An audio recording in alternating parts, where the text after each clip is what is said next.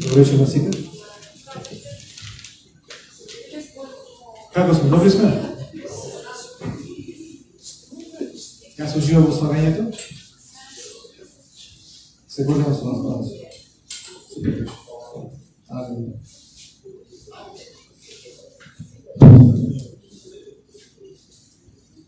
Ајде почнеме со тоа. Со Божјото Слово. Знаете, ние како Божји чеда, како членови на Божјото царство, веќе поверуваме во Исус, и вика, нашето граѓанство е на небото. И сме жители на Божјото царство, на небото. Не сме само македонци, мора да гласаме тука. Тук живееме во едно повозвишено царство, во една поголема, поубава уреденост, кој што е Божјото царство. И тоа Божјо царство е во нас. И сакам да зборувам за работи кои што како жители на Божјото царство треба да ги знаеме. Веќе многу работи знаеме од овој свет. Знаеме многу стратегии, многу техники, многу мудрост човечка. Знаеме како да бидеме успешни во овој свет. Меѓутоа, оно што е превасходно во црквата да ги знаеме работите од царството. Да ги знаеме работите во духот. Поред? Затоа сакам да зборувам за Божјата љубов во нашето срце. Што мислите, живее Божјата љубов во нашето срце? Да. Веќе излејана. Кажуваме дека преку Светиот Дух веќе излејана Божјата љубов во нашето срце. Еднакво срцето е многу интересна работа, јас сум размислувал за срцето. И така, неодамна дојдов до некои нови сознанија што представува срцето. Во Изреки 4:23 во Стариот Завет има еден интересен стих каде што вика 6:47. Каде што вика од се што е запазење, најмногу чувај го срцето свое, зашто од него се изворите на животот. Значи срцето е извор.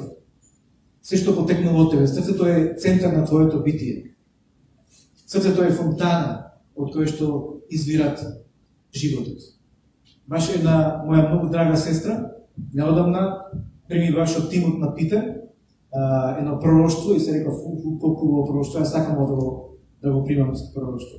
И рекоја дека таа е како фонтана, толку во пророштво. Како фонтана од кој што извираат благослови из луѓето, пророчки увиди, благослови и така натаму. Нема да го кажем зелото име, за да не се возгодни. Срцето е фонтана од кој што извира се. Збор кој се користи, мислам дека за срце е кардио, така? Една од значењата на зборот кардио исто така е средина, мидл, прочитав баш, едно од значењата на зборот кардио е центар. Значи, да го сватиме дека срцето е како центар на нашето битие. И што се случува кога некој ќе поверува, кога некој ќе го прифати Исус како свој личен Господ и Спасител, кој ќе поверува во радосната вест? Знаете што се случува? Во тој центар се излева Светиот Дух и почна да живее Божјиот Дух во нас и се излева заедно со него Божјата љубов.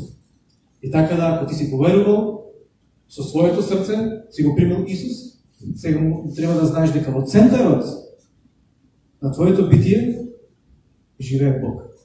На друго место вика дека Исус Христос, надежта на славата, е во нас. Вика дека нашите тела станаа храм во кој што живее Божиот Дух. Значи, кога се поверувал, во тој центар се всели Светиот Дух. И затоа вика во Езекиел, пак во Стариот Завет ќе читам, во 36:26, вика ќе ви дадам ново срце и нов дух ќе ви дадам. Ќе го земам од вашето тело каменото срце и ќе ви дадам срце од месо.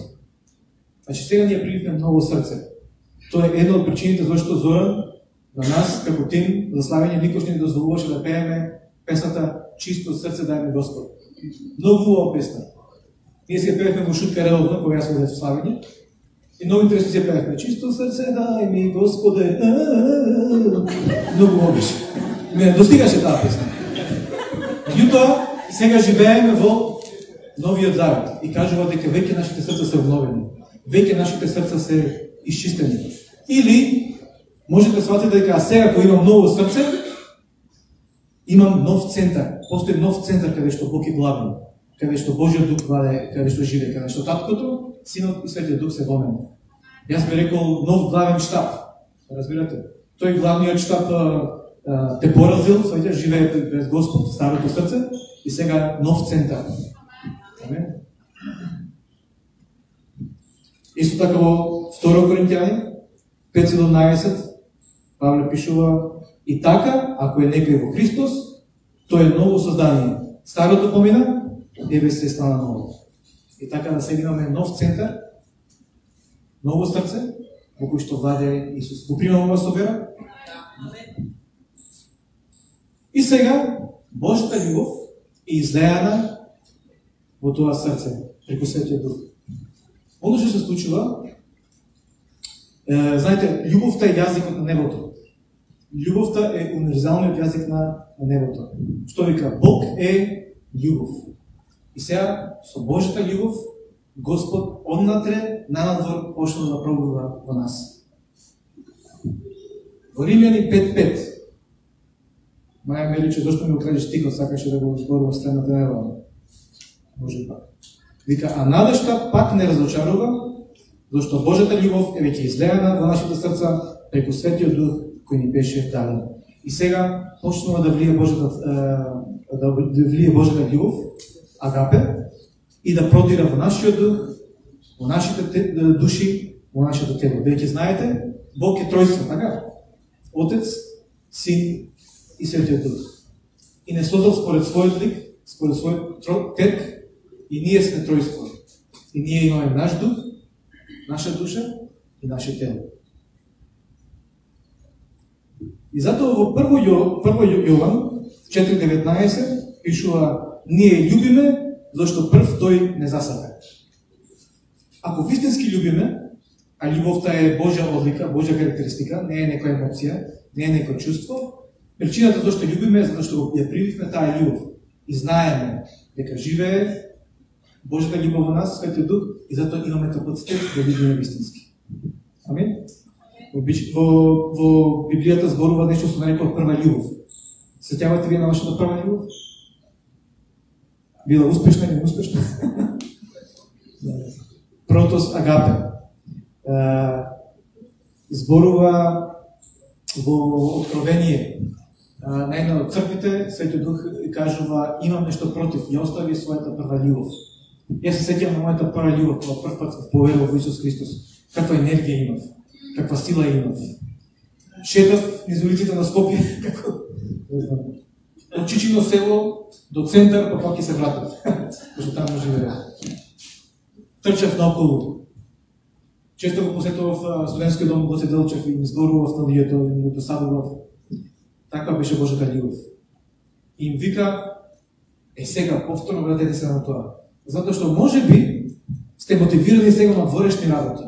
Многу научивте, многу слушнавте и сега работите што ги правите затоа што се примира некои работи однадвор. Меѓутоа, тука се да им каже, подсетете се на тоа колку ви горе вашите срца, колку љубов имавте, и без да ви каже нешто, и без да ви научи некој, вие зборувавте за мене. И разбирате што да кажам? Прва љубов. И сега, разберете тоа како срцето е тука, на средина, Светиот Дух е таму, царува, Исус, Бог, Светиот Дух. И потоа, на кој начин, преку љубовта, ќе комуницира Бог кој што е Дух? Преку нашиот Дух. Преку нашиот натрешен човек. Знаете, натрешниот човек исто интересна работа, нашиот Дух, има своји карактеристики. Значи, има карактеристики што се карактеристики на душата, има карактеристики што се карактеристики на духот, нашиот дух. Значи, нашиот дух може да ги разбере работите од Бог. Може да ги прими прв, разбирате? Нашиот дух може да е посведочен од Светиот Дух и потоа да изборува на душата. Верата не е карактеристика на душата, најмалку на телото. Верата е карактеристика на духот. И со дух може да примиме верата. Разбирате? Надежта, дури молитвата, разговорот со Бог, откровенија ги примаме преку нашиот дух. Интуицијата исто е карактеристика на нашиот дух. И Божјата љубов може да продира и да не зборува. Стравот Господов. Реверенс, како би го превело тоа? Стравопочит, да. Исто тие се карактеристики на нашиот натрешен човек, на нашиот дух. И сега што зборува во Ефешаните 3:16? Јас бевам тука, да ви даде според богатството на својата слава, да зајакнете со сила во внатрешниот човек преку неговиот дух. Често пати во мојот христијански живот се наоѓам в себе си дека сум многу слаб, емотивен, некако плашлив. И потоа ќе дојдеше некој ќе им проповедаше ти си силен во духот. Значи телото може би ти е слабо и неугледно, плашлив си, емотивен, ранет, меѓутоа ќе ми каже, ама сепак внатрешниот човек е силен во тебе.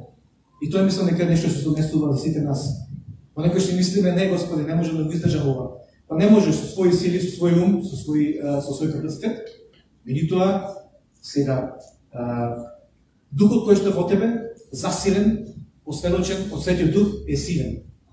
Амин. Во 2 Коринтијани 4:16 вака вика Павле: затоа не попсуваме, па иако се распаѓа нашиот надворешен човек, значи нашето тело, натрешниот се обновува од ден на ден. Значи натрешниот човек, нашиот духовен човек, нашиот дух, живее под друга законитост, не се распаѓа. Знаете, се што е физичко е под законот на сонцето, под законот на овој времен живот, не вечен, разбирате, и се со од време на време старее и се распаѓа. Тоа стално со нашето тело, така? Нашето тело е под законот на оваа земја, под законот на сонцето, веќе од сонцето ги зема сите потребни работи за да живее. Меѓутоа не е тоа дух со нашиот, не е тоа случај со нашиот дух. Веќе тој живее под законитоста на небото, од Светиот Дух, од Бог, ја црпи својата сила и е вечен и не распаѓа. И така секој да знаете дека може би ќе се погледнете во гледало, ќе речете нека прчка се појавила, нешто старувам, некои бели влакна почнува да ми се појавуваат. Во ред, ама мојот дух, мојот натрешен човек се регенерира и од ден на ден е се посилен и пожив. Амин. Во 1 Коринтијани 2:14 зборува дека духот ги разбира духовните работи. Затоа кога Светиот Дух се сели сега во центарот на нашето битие, нашите срца, сега му сведочи на нашиот дух. Веќе духот ги разбира духовните работи. Во 1 Коринтијани 2:14 вика, а душевниот човек не го прима она што е од Божиот дух, зашто е безумство за него.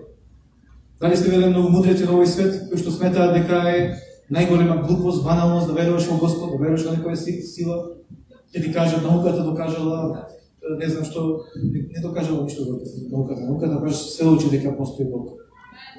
Затоа не попсуваме, не. А душевниот човек не го прима оно што е од Божиот дух. Душевниот човек е тој кој што живее само со разбирање, со интелект. Разбирате? Сака да види физички докази за себе. И не може да разбере затоа што треба да расудува на духовен начин. И кога ние живееме во духот, за нас навистина Бог е вистинска реалност. За нас навистина многу жив и не изборува секојдневно. Амин? Ама како да му објасниш што најмудриот човек на овој свет? За него тоа може би глупост. Затоа што се обидува на душевен начин, на интелектен начин да го разбере Бог, кој што е повисок од тоа. Римјани 8:16. Ево што е начин дека Светиот Дух му сведочи на нашиот дух дека сме Божји чеда. Самиот Дух сведочи заедно со нашиот дух и на други места пишува Светиот Дух му сведочи на нашиот дух дека сме Божји чеда. Често пати нашиот идентитет го земаме од некои надворешни работи. Ке не учат: ти си гордо македонче или ти си американец, тој е твој главен идентитет. Или ти си хипик, добро се не, што е? Хиви металец. Или ти си антиваксер. Сето ќе го наметне тоа. И ти се идентификуваш со тоа. ти дозволуваш тоа да ти стане твојот главен приоритет. Значи, однадвор си засипан со многу информации, со многу учења, кои се сакале да го наметнат дека ти си тоа, всушност ти си тоа, тој е твојот идентитет. Меѓутоа, кој е твојот главен идентитет? Светиот Дух му сведочи на Божиот Дух дека си Божјо чедо, дека си Божја креација, дека си Божјо создание и дека Бог те создал за посебна причина, има прекрасен план за твојот живот и ти си тоа што Бог го замисли. Амин? Така да нема дозволиме да бидеме обликувани од овој свет. Самиот Дух ми сведочи нашиот Дух дека си Божјо чедо. И сега, спомнавме верата, така? Верата е карактеристика на нашиот духовен човек. Во Галатите 5:6 зборува дека верата, а во Христос Исус ниту обрезание има вредност, ниту необрезание, туку верата која действува преку љубовта. Значи, што кажам, дека Божјата љубов, како лава, како голема фонтана, како голем извор, почнува да продира низ нашиот дух, во верата, во надежта, во молитвата, во откровенијата. И нашиот дух однатре црпи живот, црпи сила и црпи вера. И така да имате вера која што дојде однатре. Околностите може би врска немаат, така? Ако и дозволиш на душата да расудува, ти треба да видиш крај да се мисли. Или може да остапиш. И тоа нешто во тебе гори и вика не, ова може.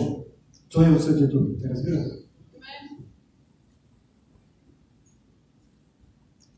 Бидејќи знаете, верата е многу прекрасна работа, возвишена работа. Многу мина луѓе кои што повеќе ја познаваат верата зборувале тука. Јас би рекол само дека верата е извор на спасението. Значи, преку што ќе се спасиме? Преку вера. Добри дела нема да не спасат. И тоа вика оној кој што проверува ќе се спаси. И така да верата е извор на спасение. Верата е таа која што те носи во некоја нова реалност. Од некоја реалност која што е непогодна, неповолна за тебе, те носи во некоја нова реалност. Ти со вера истапуваш. Знаете, верата била нешто што Исус се восхитувал. Верата е нешто што е кажано дека не може на друг начин да му годиш на Бог, ако сакаш да му годиш. Господ не бара да му годиш, те сака и покрај тоа. И тоа, ако сакаш да му годиш, е да му веруваш. И затоа Исус најмногу се восхитил кога една личност, не го најав стихот точно, знам дека сам дошол на Исус и му кажал: Исусе, знам дека имаш моќ, дека имаш сила, ако кажеш еден збор и ќе се исцели таа моја личност, за кој што дека беше стотник од Римјани, така. И тогаш Исус кажува: ваква вера не најдов ниту меѓу евреите.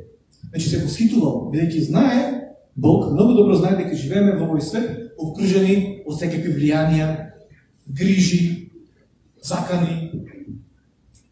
И ти да решиш да не ги следиш ти надворешни влијанија, туку да решиш да следиш нешто што внатре во срцето ти зборува и да добиеш откровение преку Духот. Значи тој човек всушност преку Духот добил откровение кој е овој човек, и дека само го каже, ако направи вака, и веднаш ќе се исцели. Мајката беше што?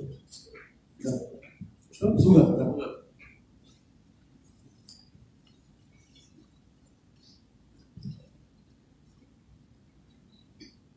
Преку вера знаеме, преку вера разбираме. Интересна работа е. Евреи 11:3.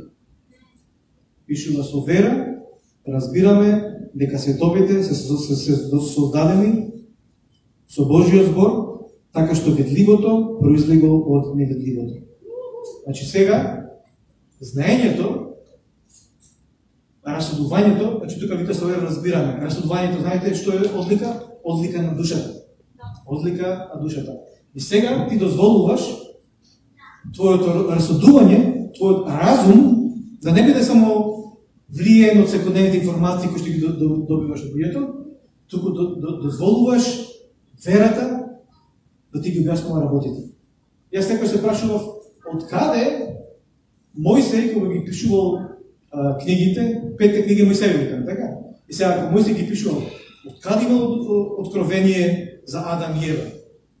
дали примил от, како кажем, испитувал, старите списи ги испитувал, многу читал, многу работел, си ја свршил домашната задача и најнаш ги напишал прва, втора, трета, четврта, пета Мојсеева.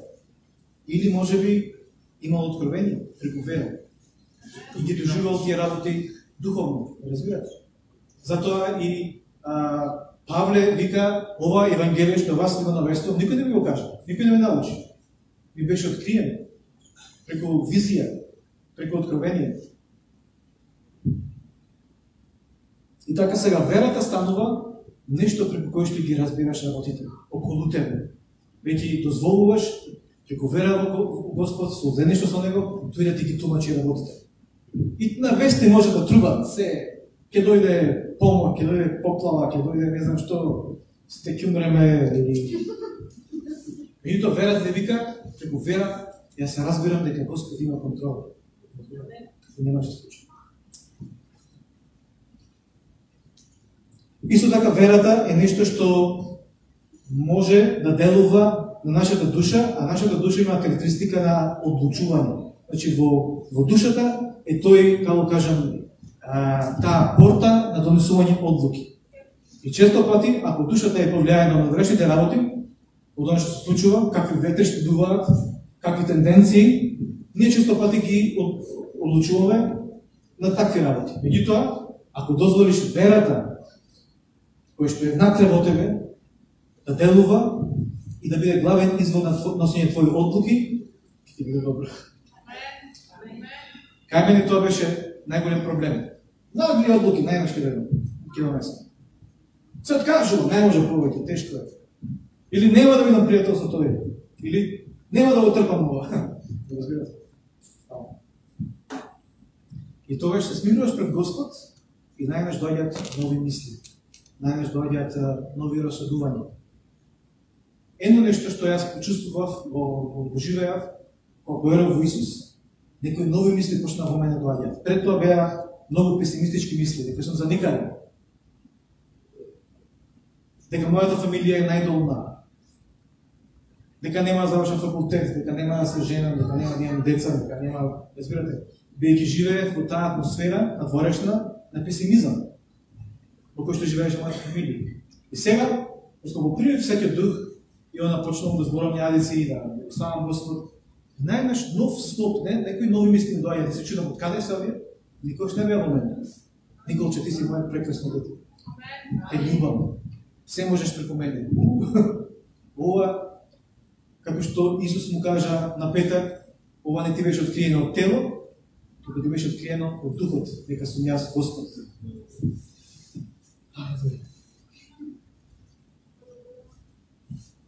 Ево уште еден пример кој ќе ви кажа дека често пати ние знаеме да биме влијани премногу од надворешни околности и надворешни извори. Никој што сум бил фан на Джеймс Бонд. Некој го сака тога Джеймс Бонд? Затоа што ти си човек на акција, јас сум човек на неакција. Јас не се стакам такви филмови, затоа што се замарам. Андреј ми вика да не гледаш да не гледаш во играат фудбал. Викам, се замарам, тоа што ќе ве гледам како трчате како. И почна да ме болат зглобовите, затоа што си замислувам, ако јас изгледам, ќе се шијам на вата. И така, гледав нешто на HBO за серијата со Даниел Крейг, знам дека ти е омилен. Завршил тој цел циклус со Джеймс Бонд, сите 5 филмови, и он зборува како се снимало и ти слушаш, стварно голема работа. И во мене се донесува одлука во мојата душа, под влијание на тие надворешни влијанија, ќе направам маратон, ќе ги изгледам сите 5 филмови. Затоа што не им обрнав внимание, кај мене не придонесе ништо. И почнав, гледам 15 минути, гледам 20 минути, тоа е нешто да тамо на горе нешто, јас се плашам од висина, тоа е нешто од висина. И гледам и се викам, не ова се. Ниту ти ги гледам тие 5 филмови, јас ќе си гледам филмови што јас ги сакам. Разбирате, затоа што не сум скован така, не сум направен за такви работи. Зошто го кажам овој пример? Затоа што често пати биваме измамени во надворешни влијанија И почнуваме да си мислиме дека сакаме некои работи, се загреваме за некои работи и одиме и на крај сваќаш дека всушност не е ова, тоа. Разбирате? Не е ова зашто сум повикан. Не е ова зашто Господ ме повикува.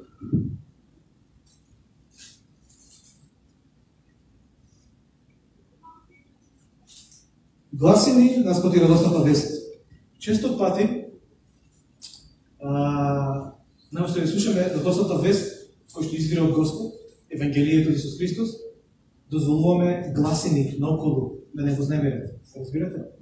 И затоа Исус, кога кажува за последните времења, прашање сега дали тие последни времења ќе дојдат или се веќе случени, како кажува, ќе слушате многу гласови за војни и ќе слушате за војни. Значи зборува за гласини. Ама вика, не е тоа вистинското, не е тоа. Разбирате? И така да сега се наоѓаме во ситуација кога треба да препознаваме што е гласина и што е радосната вест. Што е оно што овој свет го кажува и што треба да се случи.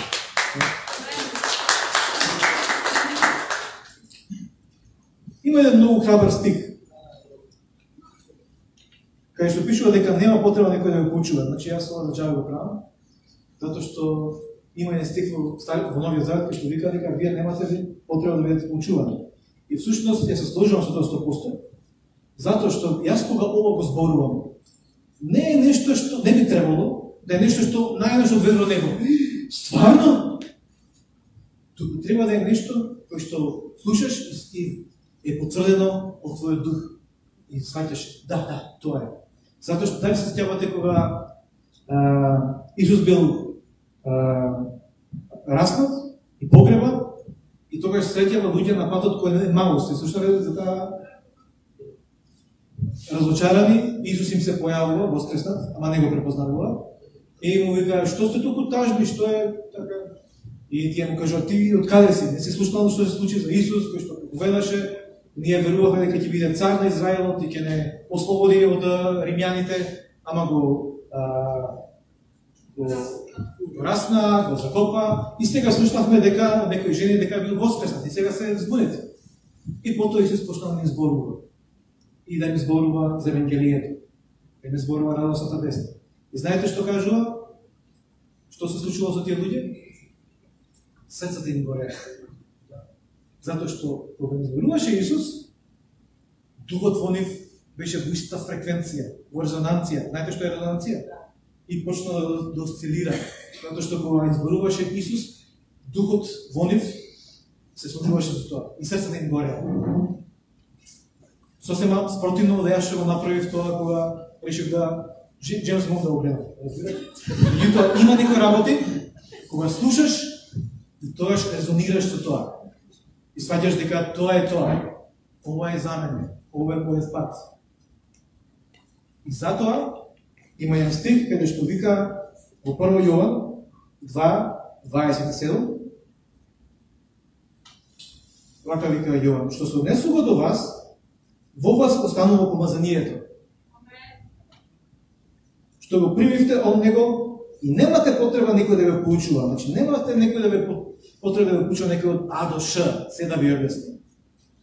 Туку како што неговото помазание го поучува за се и е вистинито и не е лага, и како што тој ве научи, така да останете во него. Тоа е таа прва љубов, да се остане во првата љубов. Поред? Бидејќи ова е заштитата. Ова е заштитата да не бидеме. Пред тоа пишува, ова ви го пишува да не ви измамат. Не би требало да ви измамат. Затоа што имате заштита. Имате заштита во помазанието, во Светиот Дух, кој што веќе живее во вас. Во Божјата љубов кој што е во вас.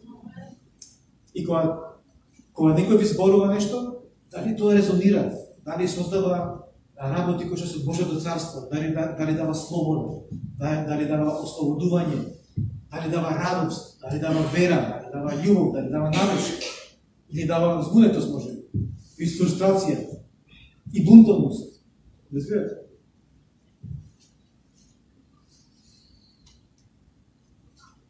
Амен. Знаете, интересна е Божјата љубов.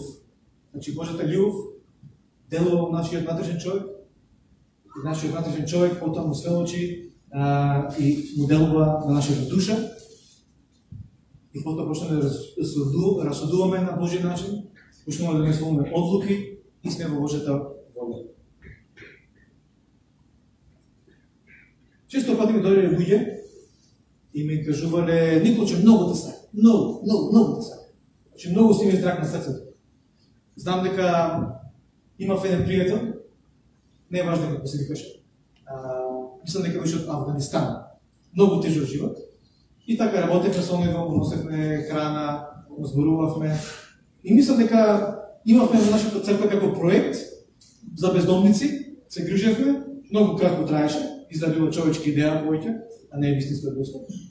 И јас живеев во таа зграда, баш сега кај што живеам во Влаја. И памтиш што? И тој едноставно ми кажуваше: шефче, така ми каже, шефче, многу те сакам, многу. Ти си најдобар од сите, ти си најдобар од сите. И се случи баш тоа земјотрес. И се здрма се, и само ме виде и ме рече: шефче, чао. А јас, пошто не се точно тие работи, многу сме доживеале стресови такви работи, и му викам: шефче, не ли ме сакаш, чао. И потоа кога дојде, му викам: ме остави. Значи, ова беше, како кажам, тоа беше нешто душевно. Не беше вистински од Господ, затоа што си го сакаше повеќе својот живот. И имаше еден друг случај. Јас се наоѓам во ситуација кога сум многу фрустриран, маја ме откачи, не ме сака. И му се жалам на другите. Имаше еден многу добар човек, и тој беше така напатен, како кажам, многу работно случај. И кога ме видел во таква ситуација, ме гушна, рече: јас те сакам, секогаш видам со тебе.